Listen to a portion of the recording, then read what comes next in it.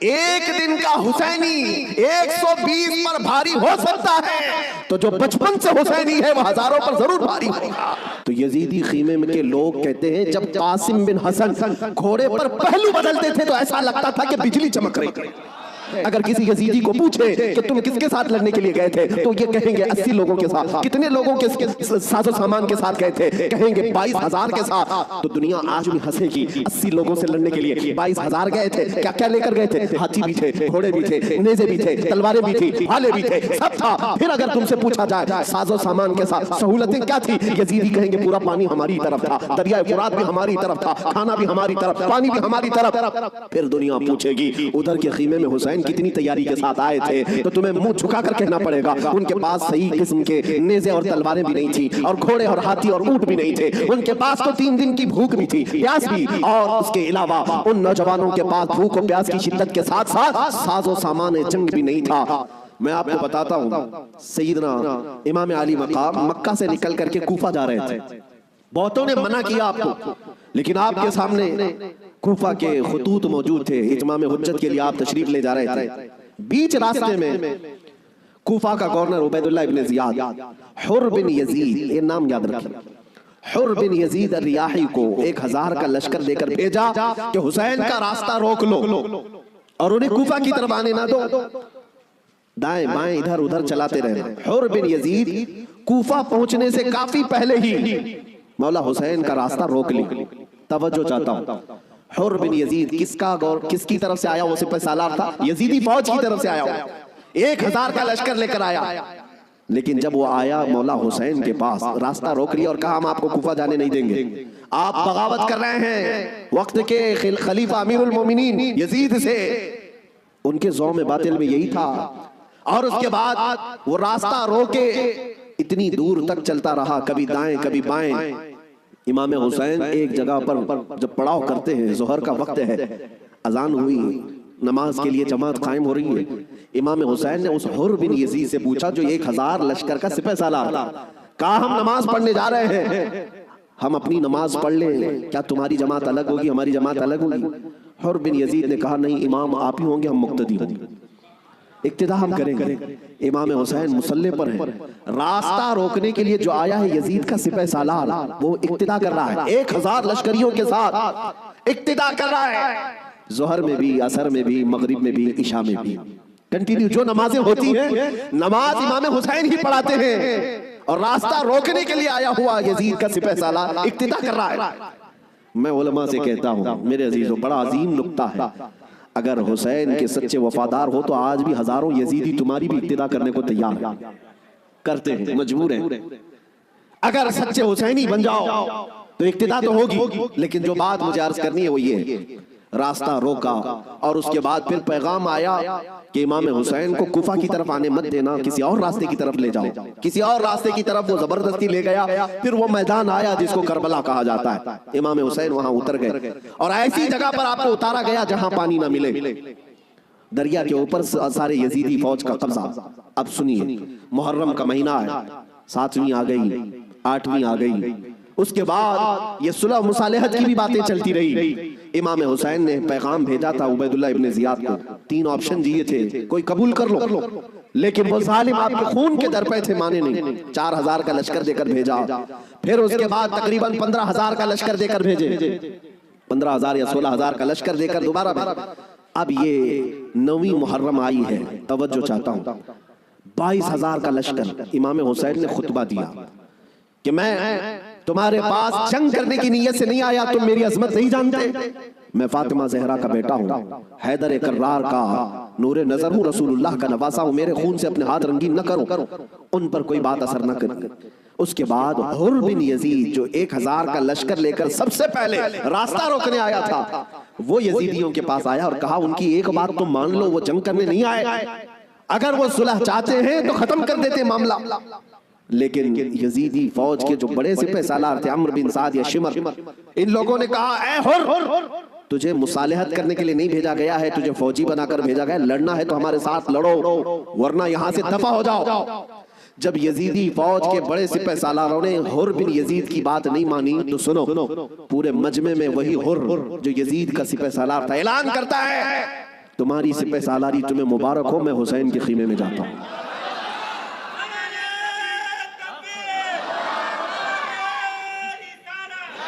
तवज्जो। हुर बिन यजीद ने कहा, मुझे अब नजर आ रहा है कि हक और हक्कानियत हुसैन के खीमे की तरफ है, मुझे जाने दो। उन लोगों ने कहा तुम जा सकते हो। हुर बिन यजीद को पता था हुसैन के साथ जाने का क्या अंजाम हो सकता है। 22,000 का लश्कर जर्रार है और इधर सिर्फ 80-82 लोग हैं। ऐसे वक्त में एक छोटी जमात का साथ कौन दे सकता है, जहां भारी भरकम लश्कर सामने मौजूद हो। मेरे अजीजों, एक छोटी जमात का साथ सिर्फ वही दे सकता है जिसके सीने को मौला हिदायत के लिए खोल देता है। मैंने देखा है मुसीबतों के वक्त कौन हमारे साथ खड़ा होता है।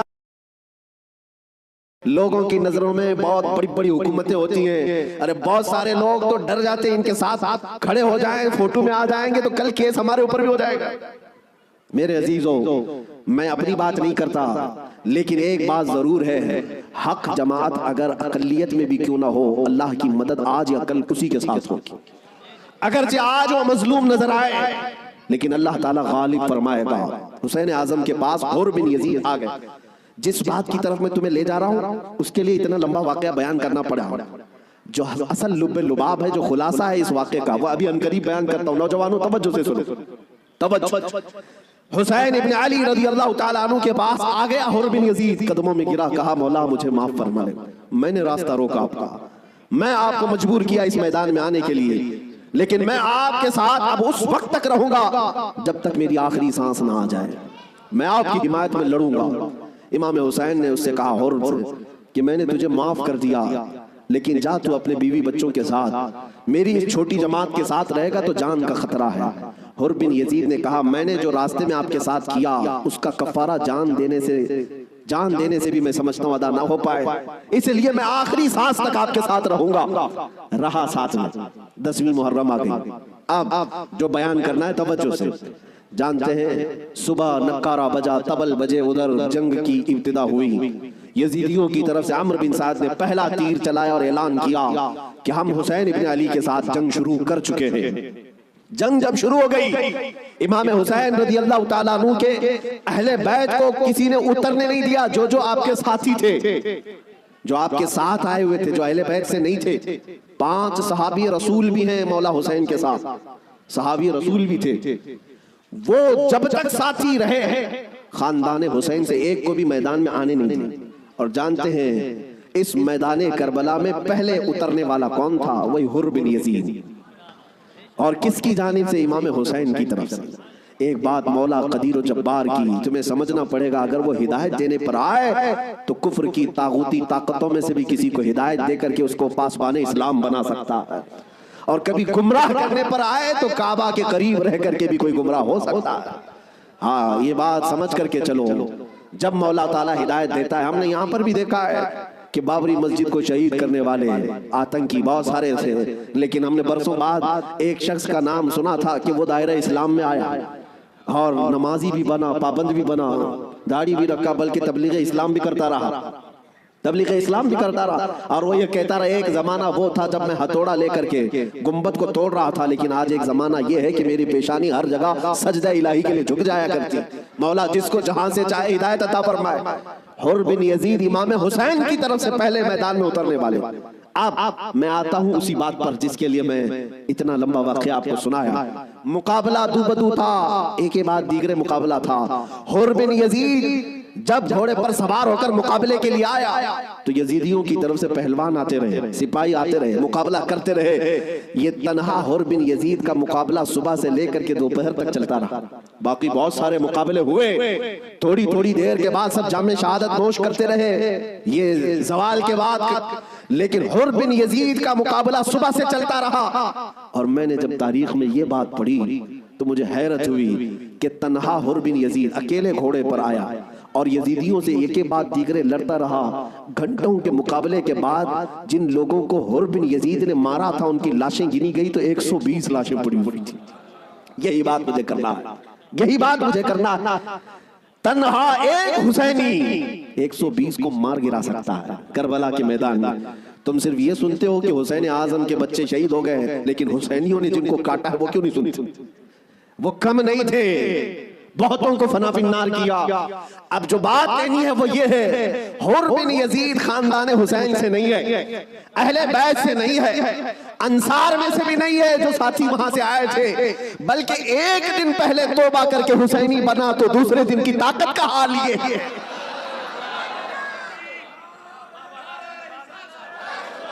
अब बात समझ में आ गई? बात समझ में आ गई? एक दिन का हुसैनी 120 पर भारी हो सकता है, तो जो बचपन से हुसैनी है वो हजारों पर जरूर भारी होगा। क्यों ना भारी होगा? आला हज़रत फाज़िल बरेलवी रज़ी अल्लाह ताला अन्हु निस्बत कादरियत पर फख्र करते हुए कहते हैं, क्या दबे जिस पे हिमायत का हो पंजा तेरा, शेर को खतरे में लाता नहीं कुत्ता तेरा। अजीज़ान गिरामी, निस्बत कादरियत पर जब इतना फख्र है तो निस्बत हुसैनी पर कितना फख्र हो। मौला हुसैन की निस्बत ने अच्छे अच्छों को जवान कर दिया, और उनके सगे भतीजे इमाम कासिम ने, जानते हो उम्र क्या थी इमाम कासिम की? यहाँ बैठे हुए अक्सर लोग उम्र में बड़े होंगे बहुत सारे, 19 साल की जवानी थी। 19 साल की जवानी। तारीख निगारों ने लिखा है, इमाम कासिम जब घोड़े पर बैठ करके आए थे तो यजीदी खीमे में ऐसी खलबली मची। लोग ये कहते थे कि कासिम बिन हसन, इमाम हसन के बड़े बेटे इमाम कासिम, मैंने ये भी रिवायत पढ़ी, इमाम कासिम जब घोड़े पर सिर्फ पहलू बदलते थे, पहलू बदलने, घोड़े पर इधर से उधर इस तरह पहलू बदलना, तो यजीदी खीमे के लोग कहते हैं जब कासिम बिन हसन घोड़े पर पहलू बदलते थे तो ऐसा लगता था कि बिजली चमक रही है, बिजली चमक रही है। ये खौफ सीनों में हजारों के होने के बावजूद किसने तारी किया? मेरे अजीजों, वो रब्बे जुल जलाल है, गालिब हिकमत वाला, जिसने कुरान में फरमाया वला तहिनु वला तहज़नु व अंतुमुल अअला इन कुंतुम मुमिनीन, तुम घबराओ मत, परेशान मत हो। मौला फरमाता तुम ही गालिब रहोगे अगर तुम सच्चे ईमान वाले हो, अगर तुम मेरे मुस्तफा करीम सल्लल्लाहु अलैहि वसल्लम के सच्चे गुलाम हो। लोग तो सिर्फ करबला के मैदान में ये देखते हैं कि इमाम हुसैन की शहादत हो गई, अली असगर की शहादत हो गई, अली अकबर की शहादत हो गई, अब्बास अलंबरदार की शहादत हो गई। ये शहादतें अपनी जगह पर, लेकिन अगर कंपैरिजन में मैं बताऊं, मैं अगर बताऊं किसने कितनों को मारा था, किसने कितनों को जख्मी किया था, तो फिर तुम्हें पता चलेगा कि वो कट करके भी फतहयाब थे, वो शहीद हो करके भी फतहयाब थे। इसलिए कि यजीदियों के पास बोलने के लिए मुंह नहीं है। अगर किसी यजीदी को पूछे कि तुम किसके साथ लड़ने के लिए गए थे, तो ये कहेंगे 80 लोगों के साथ। कितने लोगों के साजो सामान के साथ गए थे? कहेंगे 22,000 के साथ। तो दुनिया आज भी हंसेगी, 80 लोगों से लड़ने के लिए 22,000 गए थे। क्या क्या लेकर गए थे? हाथी भी थे, घोड़े भी थे, नेज़े भी थे, तलवारें भी थी, भाले भी थे, सब था। फिर अगर तुमसे पूछा जाए साजो सामान के साथ सहूलतें क्या थी, यजीदी कहेंगे पूरा पानी हमारी तरफ था, दरिया फुरात भी हमारी तरफ था, खाना भी हमारी तरफ, पानी भी हमारी तरफ। फिर दुनिया पूछेगी उधर के खीमे में हुसैन कितनी तैयारी के साथ आए थे, तो तुम्हें मुंह झुकाकर कहना पड़ेगा उनके पास सही किस्म के नेज़े और तलवारें भी नहीं थी, और घोड़े और हाथी और ऊंट भी नहीं थे। उनके पास तो 3 दिन की भूख भी थी, प्यास भी, और उसके अलावा उन नौजवानों के पास भूख और प्यास की शिद्दत के साथ साथ साजो सामान जंग भी नहीं था। तब दुनिया आज भी कहेगी भला इसको जंग कहते हैं, भला इसको मुकाबला कहते हैं। वो हुसैनी अगर तुम्हारे साथ मुकाबला ना भी करते तब भी क़यामत तक हुसैन की फतह का परचम लहरा रहा होता। लेकिन आज दुनिया ये देख करके भी कहती है, चलो तख्त और ताज के मालिक होने को अगर आज दुनिया ये कहती है, ताकत वाले फतहयाब हैं, हुकूमत वाले फतहयाब हैं, तख्त वाले फतहयाब हैं। तवज्जो से ये बात मैं आज जिम्मेदारी के साथ कह रहा हूँ। कल को अगर मुझे कोई फांसी पर चढ़ाए, कल को अगर मुझे कोई गोली मारे, तो ये बात मेरी याद रखना मेरे अजीजों, जालिमों की हुकूमत ज्यादा देर तक नहीं चलती। यजीद का तख्त भी था, ताज भी था, हुकूमत भी थी, फौजी भी थे, सिपाही भी थे। लेकिन आज जाओ उस यजीद के तख्त को ढूंढने के लिए, महल को ढूंढने के लिए। दिमश्क आज भी मौजूद है, मुल्क शाम आज भी मौजूद है। दिमश्क अगर जाकर के लोगों से पूछोगे वो तख्त कहाँ है जहां से हुकूमत की जाती थी, यहां से बैठ करके करबला के रेगिस्तानों में खून बहाया जा रहा था, यजीद कहाँ है, तख्त कहाँ है? वहां दिमश्क के रहने वाले शायद तुम्हारा हाथ पकड़ करके ले जाएंगे ऐसी जगह पर जहां पूरे दिमश्क का कचरा फेंका जाता है, जहां पूरे दिमश्क की गंदगी डाली जाती है, और लोग कहेंगे यहीं पर यजीद को दफन किया गया था। तुम नाक पकड़ करके भाग आओगे, वहां पर खड़े ना हो सकोगे जहां यजीद को दफन किया गया था। ताज भी नहीं, तख्त भी नहीं, फौज भी नहीं, और जुर्रियत औलाद भी नहीं। और फिर आओ करबला के मैदान में, फिर आओ इराक की सरजमीन पर, यहाँ किसी से जाकर पूछना, सुना है 1400 साल पहले यहाँ एक जंग हुई थी, करबला का मैदान था, रसूल के नवासे खानदान अहले बैत के टुकड़े कर दिए गए थे, उन्हें जामे शहादत पोश करना पड़ा था। वो मैदान कहाँ है? मेरे अजीजों, करबला का कोई भी आदमी तुम्हारा हाथ पकड़ कर ले जाएगा और कहेगा, ए अजीज यहाँ वो मैदान नहीं है, यहाँ कोई वीरानगी और सहरा नहीं है, और तुम्हें ले जाते हैं और ले जाकर के ऐसी जगह खड़ा करेगा जहां से तुम्हारी नजर उठेगी तो सोने से कलई किया हुआ लहराता हुआ परचम हुसैन तुम्हें आज भी इस बात का ऐलान करेगा, शाह अस्त हुसैन, बादशाह अस्त हुसैन।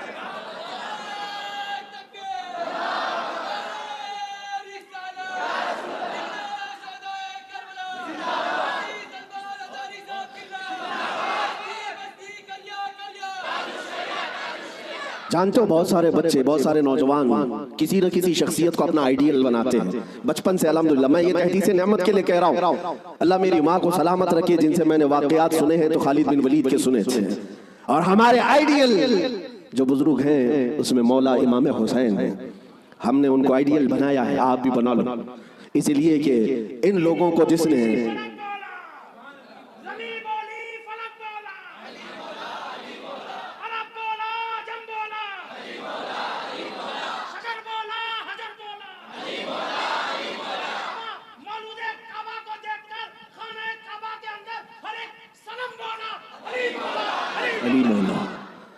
अजीजा ने गिरामी वक़ार, आपको ये बात याद रखनी होगी कि जिसने जिसको आइडियल बनाया और नमूना बनाया है उसके अंदर उसी तरह की आदतें भी आती हैं। इसीलिए मेरे आका सल्लल्लाहु अलैहि वसल्लम ने इरशाद फरमाया, अपनी सोहबतें ढूंढ करके बनाओ, दोस्त भी बनाओ या किसी के पीछे चलो तो पहले देख लो। ये आज मैं बच्चों से कहता हूँ, तुम ग्लैमर की दुनिया में जिन लोगों के पीछे भागते हो, समझते हो कि ये एक्टर स्टार है, इसके पीछे भागना एक फैशन है, भागते रहोगे ऐसे गड्ढे में गिर जाओगे जहां से निकलना ही मुश्किल है।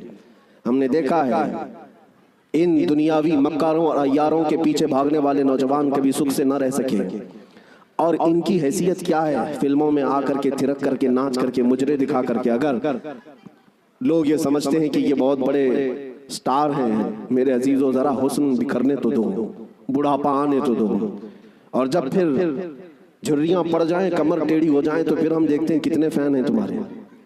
लेकिन मुझे यकीन है मौला हुसैन का गुलाम 80 साल का भी हो जाए तो उसके फैन की कमी नहीं होती, उसके फैंस कम नहीं होते। और हमने अपनी जिंदगी में हुजूर ताजुश शरिया को देखा, मेरे अजीजों, देखा है आप हजरात ने, हजरत की उम्र तकरीबन 70 के ऊपर थी, 74 साल की उम्र में, और बाल पूरे सफेद हैं, 2 लोग पकड़ करके चलाते हैं। लेकिन हमने देखा है जिस तरफ से गुजर जाए लाखों सिर्फ एक झलक देखने के लिए बेकरार। उन नौजवानों से पूछो, दुनिया तो फिल्म स्टारों के पीछे भागती है और तुम 70 साल के ऊपर इस बुजुर्ग को देखने के लिए बेताब हो, बेकरार हो। और हद तो ये है मेरे अजीजों, ना उनके आने का कोई प्रचार, ना सोशल मीडिया का जमाना, ना फेसबुक व्हाट्सएप और इंस्टाग्राम में है उनके आने की जाने की खबरें, ना उनके जलसों की खबरें। लेकिन फिर भी आपने देखा कि पूरा जमाना टूट पड़ता था। वो जब जहां गए, यही की बात नहीं है, मैं हजरत के साथ मिस्र में भी देखा, और हज मैंने अल्हम्दुलिल्लाह पहला हज हजरत के साथ किया।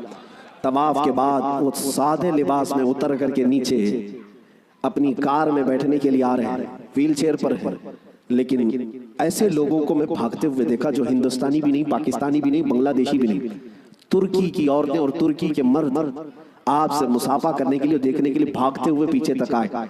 मेरे अजीजों, तुर्की में जमाल कम नहीं है, तुर्की में खूबसूरती कम नहीं, हर आदमी गोरा है, हर आदमी खूबसूरत है। अगर कोई ये समझता हो कि हुजूर ताजुश शरिया को लोग इसलिए देखने के लिए आते थे कि निहायत ही रंग के आप हसीन और जमील थे, मेरे अजीजों, तुर्कियों के पास हुस्न है, शामियों के पास हुस्न है, मसरियों के पास हुस्न है, लेकिन उनको भी हम बेताब बेकरार देखा है, हमने देखा है।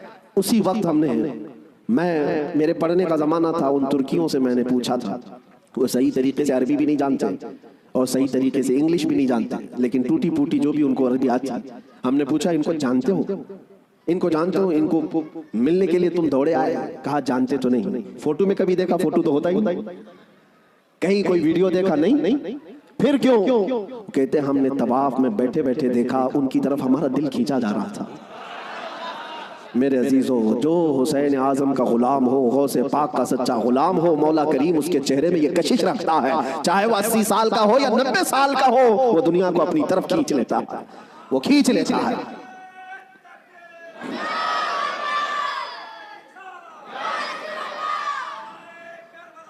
अब आओ मैं आपको बात बता दूं, मर जाना, कट जाना, ये हमारी इंतहा नहीं है।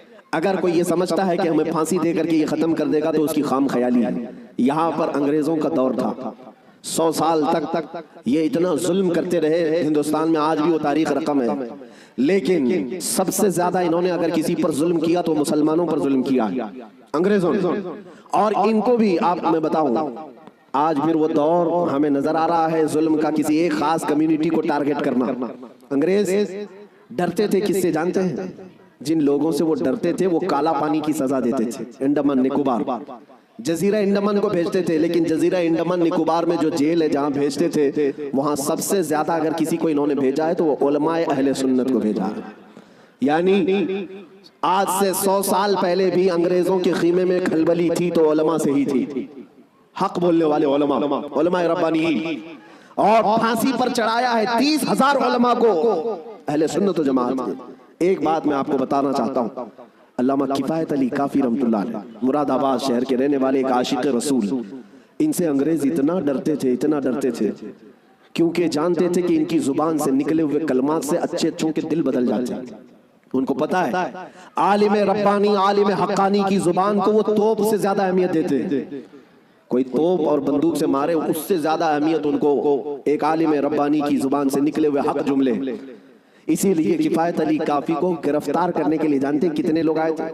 अंग्रेज फौज के 3,000 लोग आए थे एक आलिम को गिरफ्तार करने के लिए।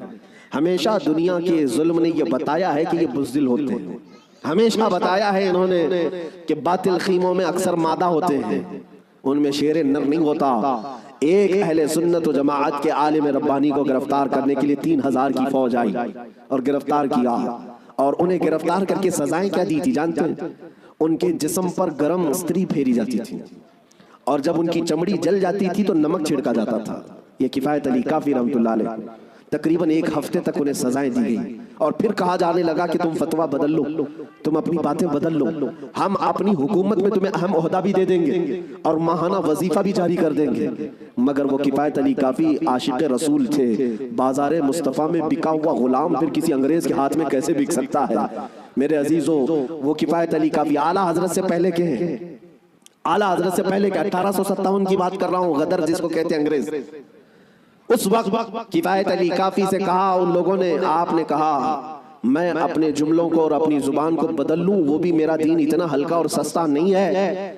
मेरे जिस्म को अभी तुमने सिर्फ स्त्री से फेरा है, अगर टुकड़े भी कर दो तो मैं अपने उसी अज़्म पर बाकी रहूंगा। इसलिए कि करबला की दास्तान हमने भी पढ़ी है।